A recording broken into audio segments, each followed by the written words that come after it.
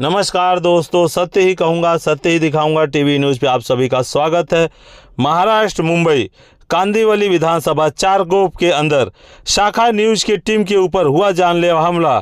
कार्तिक शेट्टी और उनके गुर्गों के द्वारा खुशी नायर और वीडियोग्राफर चिराग नायर के ऊपर हुआ जानलेवा हमला। तो आपकी जगह दो, प्रूफ दो। ये इनकी जगह है, मैं लाइव हूँ, इनकी जगह है। ये देखिए, इन लोग चिल्ला रहे हैं, मैं चिल्ला रही हूँ। आप कौन होता है? आप कौन होता है? इनको पूछिए, ये जगह इनकी है, शराब पिए हुए हैं। हाँ, ये बदन पे आ रहा है। Yes, this is not your place. ये रोड आपका है क्या? ये लाइव है, ये रोड आपका है? हाँ तो बोलिए ना, बोलिए आपका है तो बोलिए, बताइए ना। बोलिए बोलिए बोलिए, बताइए आप कुछ बोलिए करना आपका रोड। करिए। हम कुछ नहीं कर रहे हैं, आप क्यों आके रोक रहे हो मुझे ये बताओ। हम ये देखिए लाइव, ये देखिए लाइव, ये देखिए लाइव। खुशी नायक के ऊपर कुछ लोगों ने आज हमला किया है। आइए उन्हीं से जानते हैं कि ये पूरा मामला क्या है, कि इनके साथ कहां पर और किसने इस तरह की हिंसा की है। जी मैम, आप बता सकते हैं? सबसे पहले तो आप सब पत्रकारों को यहाँ पे आने के लिए धन्यवाद। मैं आप सबको कहना चाहूंगी कि आज जो एकता पत्रकारों की है यहाँ पर दिख रही है, ये देख के महसूस हो रहा है कि जो चौथा स्तंभ है, तकलीफ होने के बाद में सब पत्रकार जब एक होंगे तो न्याय तो मिलेगा। आज मैं आपको बताती हूँ क्या हुआ है कि हमें ऐसी सूचना मिली कि पत्रे का जो है इलीगल कंस्ट्रक्शन जो कलेक्टर लैंड पे है वो हो रहा है। चारकोप गांव में काफी ऐसी जगहें हैं जहां पर आके बीएमसी तोड़ती है, लोग लाखों में खरीदते हैं और उसके बाद में फिर से 2 लाख 3 लाख में लोग उसको बेच देते हैं। भू माफिया जो होते हैं ये उसको बेचते हैं, बेच के धंधा बना दिया है। लोग जाते हैं, घर टूटते हैं, गरीब रास्ते पे आ जाते हैं अपने परिवार के साथ में। भू माफिया जो है वो कहीं नहीं जाता, सबका पेट भरता है और वो वहीं पर रहता है। ऐसे ही चारकोप में जब हमें ये सूचना मिली, हम वहां पर सिर्फ गए थे। जब वहां पर हम पहुंचे हैं उसके बाद में एक बाउंसर तुरंत वहां पर आता है 1 मिनट के अंदर। ये कहते हैं कि आप जो है यहाँ पर क्यों आए हो, और वो 1 फुट की दूरी पर होता है। जिसके बाद हम कैमरा ऑन करते हैं कि दूर जाओ। पहले जब कैमरा ऑन करते हैं दूर जाने की बजाय वो और नजदीक आता है और वो बोलता है कि मोबाइल बंद करो, मोबाइल बंद करो। जिस वजह से वो मोबाइल बंद नहीं किया जाता। उसके बाद जब मैं देखती हूँ कि 10 लोग आगे से आ रहे हैं, 8 से 10 लोग तकरीबन आगे से आ रहे हैं, जो वो कहता है कि इस जगह के मालिक है और मुझे काम पे रखे हैं। वो जब आ रहे होते हैं उस टाइम पे पता नहीं कहां से भगवान ने एक बुद्धि दे दी कि लाइव कर दो, क्योंकि लाइव एक साधन है जो लोगों तक तुरंत पहुंच सकता है और हकीकत दिखाता है।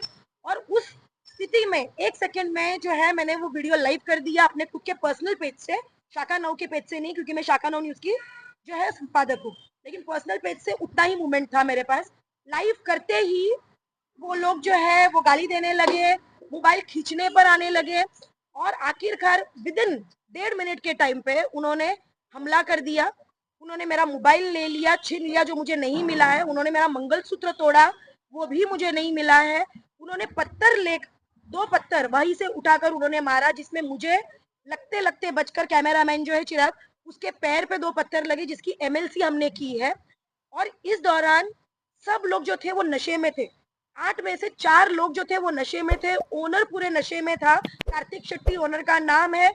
ओनर वहां पे से फरार हो गया। हम जैसे चौकी में आए 6 घंटा हो चुका है, एफआईआर ली जा रही है। पीआई जादव हमारी पूरी सहायता कर ले एफआईआर लेने में, लेकिन अब तक जो है कार्तिक शेट्टी की जो है वो अरेस्ट जो है वो नहीं हुआ है। मुझे नहीं पता क्यों 6 घंटे से एक वॉचमैन आके यहाँ पे बैठे हैं जिन्होंने पत्थर मारा था। कार्तिक शेट्टी नहीं आया है, जो बाउंसर वहां पर था वो नहीं आया है, वो फरार है। और भी 3-4 लोग थे वो यहाँ पर नहीं आए हैं। और मैं चाहती हूँ कि अगर ये होता है, ये जब वो नशे में है उसी हालत में ही अरेस्ट होना चाहिए। अगर ये अरेस्ट 24 आवर्स के बाद में होगा तो क्या मतलब होगा ये सब चीजों का। और क्या पत्रकारों पे हमला इतना इजी हो गया है कि आप बताएंगे कि सीसीटीवी नहीं है तो आप हमला कर सकते हैं। क्योंकि स्टार्टिंग में तो यही दिखाया गया है कि अगर वहां पर सीसीटीवी नहीं है तो आपके पास सबूत नहीं है। अगर मैं लाइव नहीं होती तो वहां पर सबूत ही नहीं होता कि मेरा मोबाइल गया, मेरा मंगलसूत्र गया, कैमरामैन पे ऊपर अटैक हुआ। तो इसको क्या कहें? आपके बयान देने के बाद इन्हें पुलिस का रवैया सही तरीके का नहीं था। नहीं, जब मैं यहाँ पर आई थी तो उस टाइम पे पुलिस का रवैया क्वेश्चन पूछते वक्त स्टार्टिंग में ये था कि आप वहां पर क्यों गए? आप कलेक्टर लैंड है तो आप कैसे जा सकते हो? आप कोई ऐसी जगह है किसी की लैंड, अगर उसने कब्जा भी किया है, अगर वो आपका हक बता रहा है, खुद का मालिकाना हक, तो आप वो जगह पे क्यों जा सकते हो? आपको जाना ही नहीं चाहिए।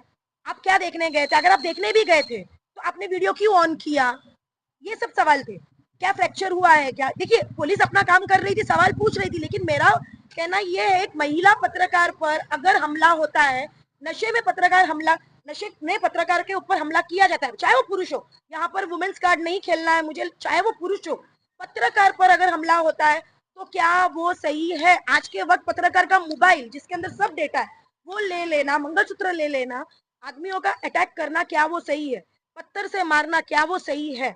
अगर वहां पे इससे बड़ी वारदात हुई होती, जो नहीं हुई है, हम वहां पे से निकल पाए, अगर होती तो क्या, फिर क्या बताते पुलिस? मैम आप बोल रहे हैं कि वो लोग आधे लोग नशे में थे, तो जी। क्या वो उसी प्लॉट पर बैठ करके नशा कर रहे थे?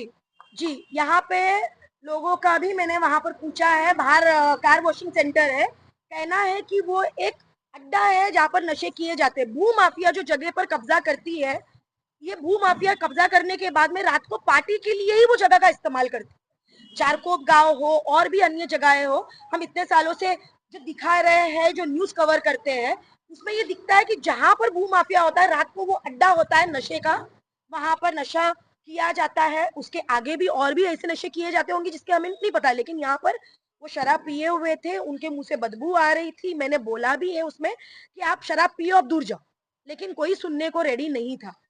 क्या ये आपने कार्तिक शेट्टी से भी कहा था, जो जगह का मालिक अपने को बता रहा था? जी, कार्तिक शेट्टी ने पहला हमला मुझ पर किया, कार्तिक शेट्टी ने पहला हमला किया। उसके बाद में वो ब्लैक टी शर्ट और जो कैप पहना था वो, उनके साथ में एक बुजुर्ग वॉचमैन थे, अभी पता चला चौकी में कि वो वॉचमैन है, और एक व्हाइट शर्ट में जो आदमी था वो। जिन लोगों ने हमला किया है वो आपके मोबाइल में कैप्चर हो चुके सारे के सारे लोग? जी, जिन्होंने हमला किया मेरे मोबाइल में कैप्चर हो चुके, लाइव वीडियो में। मोबाइल तो मेरे पास है नहीं, मेरा मोबाइल उन्होंने ले लिया है, छीन लिया, अभी स्विच ऑफ हो चुका है, शायद डेटा भी चला गया होगा, लेकिन हाँ जो लाइव मैंने वीडियो किया था उसके अंदर वो कैप्चर हुए हैं। आपके एनसी या एफआईआर कराने के बाद क्या पुलिस मौके वारदात पर पहुंची? एफआईआर की प्रक्रिया अभी शुरू है, रात के 12 बजने आए, आप सब यहीं पे है, एफआईआर की प्रक्रिया अभी शुरू है।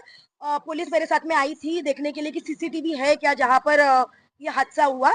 हम वहाँ का जो जायजा लेकर तुरंत पुलिस स्टेशन में आए हैं, अब उन्होंने स्टेटमेंट लिया और एफआईआर जारी है। अब तक मेरे हाथ में पेपर्स नहीं आए हैं। मैडम आप सीनियर जर्नलिस्ट हैं, जी। 15-20 वर्षों से काम कर रहे हैं। पत्रकारों के अलावा आपको और कहाँ से कोई सहयोग मिला? किसी का कॉल आया, किसी ने आपको सपोर्ट सिस्टम कहीं से कुछ दिखाया कि आप ऐसे समय में अकेले हैं पत्रकारों के अलावा, तो कोई सपोर्ट सिस्टम कोई दिखा रहा है? जी, पत्रकार के अलावा यहाँ पर जो है मेरे पास तो सेलफोन नहीं था, लेकिन हमारे साथ में जो जुड़े हैं उन्होंने वीडियो जो है वो भाजपा के नेता योगेश सागर जी को फॉरवर्ड किया था, कमलेश यादव को फॉरवर्ड किया था, तो उनके थ्रू ही गया है। सबसे पहला कॉल एमएलए योगेश सागर जी का आया है कि पत्रकार के साथ में ऐसे नहीं होना चाहिए और क्या हुआ है इसकी जांच पुलिस सही तरीके से करे, क्योंकि उनको भी पूरा मामला तो नहीं पता है, उतना ही पता था जितना उन्होंने वीडियो में देखा, तो उन्होंने तुरंत कॉल लगाकर बताया है कि जो जांच है वो निष्पक्ष हो और पत्रकार के ऊपर जो भी हुआ है उसका जो है उनको न्याय मिलना चाहिए, उनका कॉल आया था। अगर इस तरीके से ग्राउंड जीरो पे अगर कोई काम करेगा, वो भी महिला पत्रकार, और अगर ऐसे हमले होंगे तो क्या ये भय का माहौल हो रहा है बाकी सभी पत्रकारों के लिए? देखिए आज जैसे आप मुझे पूछ रहे हैं, अब मैं ये बोल सकती हूँ कि अगर इस जगह पर मैं नहीं कोई और पत्रकार महिला होती तो वो 110% यहाँ पे से आकर और नहीं बैठती, वो वहीं से निकल जाती, या वो बोलती कि मुझे इस फील्ड में नहीं करना है, क्योंकि उस जगह पर उसके साथ में रेप भी हो सकता था, कुछ गलत काम भी हो सकता था, कुछ भी और हो सकता था, मर्डर तक हो सकता था, क्योंकि पत्थर जो मारा है कैमरामैन को पैर पे मारा हुआ है, दो उसका पैर जो है वो सूजा हुआ है। अगर वो पत्थर पैर की जगह पे अगर उसके सर पे मारा जाता या कहीं और लगता और कुछ होता तो हादसा बहुत बड़ा होता। इस हमले के बाद आपको डर बना हुआ है? देखिए मैं इतने साल से फील्ड पे हूँ, मैं ये तो नहीं बोलूंगी डर बना हुआ है, डरी नहीं हूँ मैं और सपोर्ट, आप सबके सपोर्ट से तो मैं इतना बोल सकती हूँ कि डर तो नहीं है मुझे, लेकिन हाँ इस हादसे के बाद में मुझे ऐसे लग रहा है कि अगर कोई भी मेल हो या फीमेल पत्रकार हो, अगर वो जाती है और कोई इलीगल काम करता है तो ये सब भूमाफिया तैयार बैठे हैं, और कहीं ना कहीं ये पुलिस के संरक्षण में हो, नेता के संरक्षण में हो, ये इसके लिए तैयार बैठे हैं कि ये हमला करने को रेडी है। कोई फुटेज नहीं है, इनको पता है कि हमने कुछ भी कर दिया हम पे कल कार्रवाई नहीं होगी, क्रॉस हो जाएगा या एफआईआर नहीं होगी, एनसी होगा और मामला सुलझ जाएगा या सेटलमेंट हो जाएगी। और बिल्कुल भी मैं इस चीज के खिलाफ हूँ कि ये सब चीजें नहीं होनी चाहिए।